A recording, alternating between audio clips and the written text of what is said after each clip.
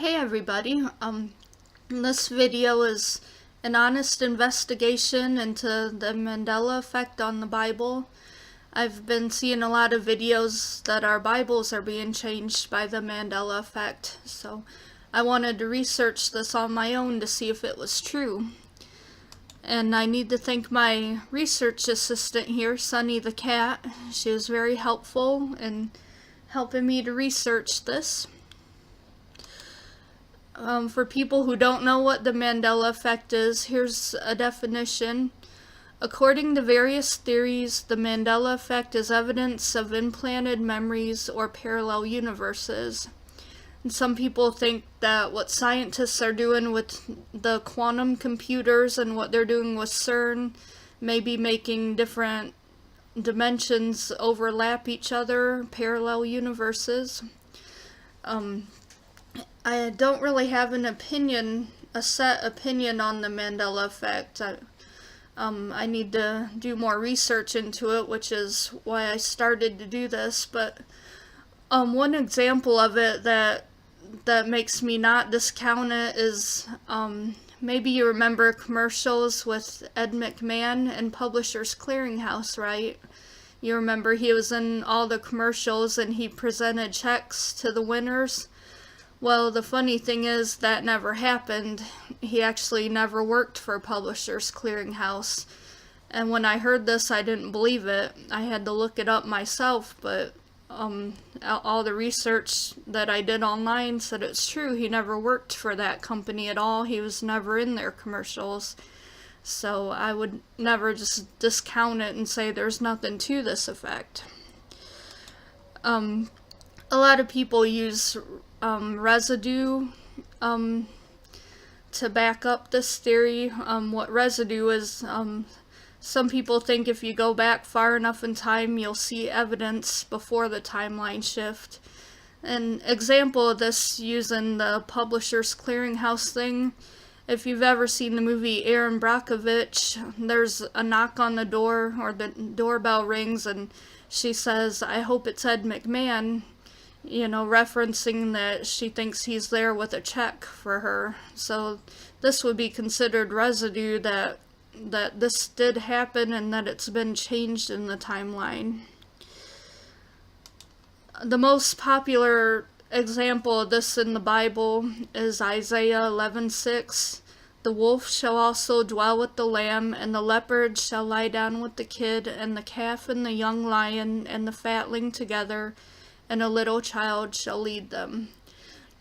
Everybody says that this verse was always the lion and the lamb, and that there was never a wolf in here.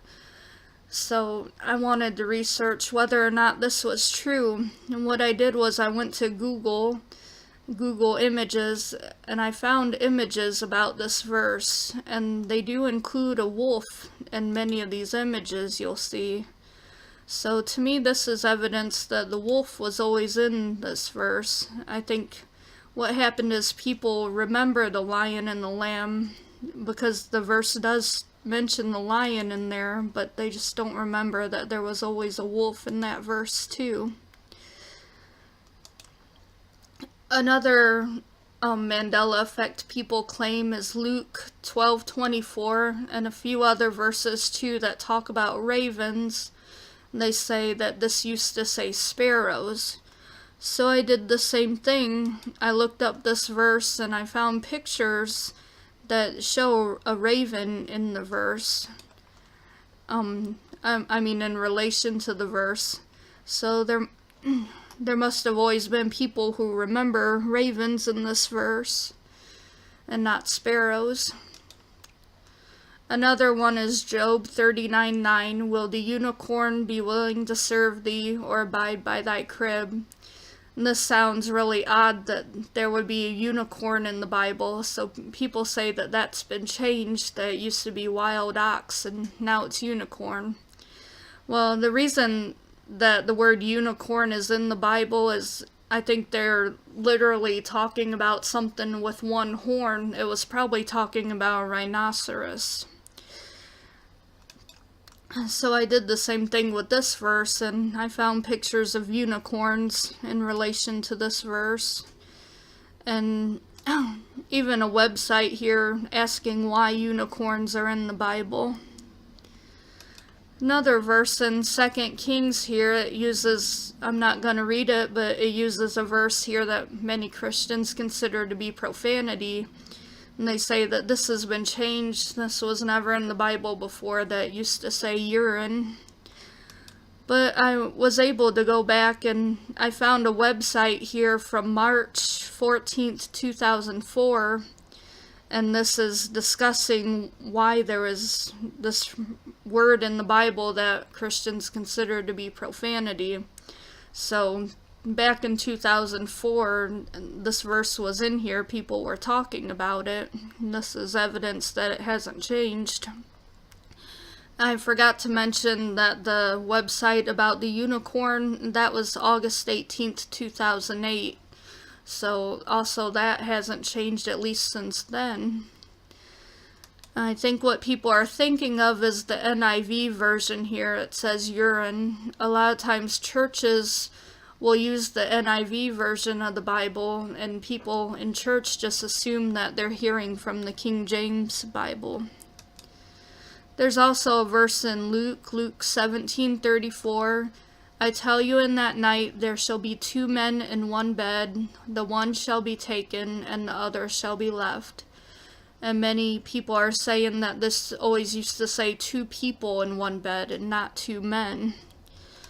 But again, I was able to find a website discussing this here. They're asking if this is a reference to homosexuality, so they're asking about why it says 2 men. And this website was May 22nd, 2010. And again, we see in the NIV that it says 2 people instead of 2 men. Maybe that's what people are thinking of. Another verse is in Acts where it mentions Easter, and everyone says that this used to say Passover. There was never Easter in the Bible.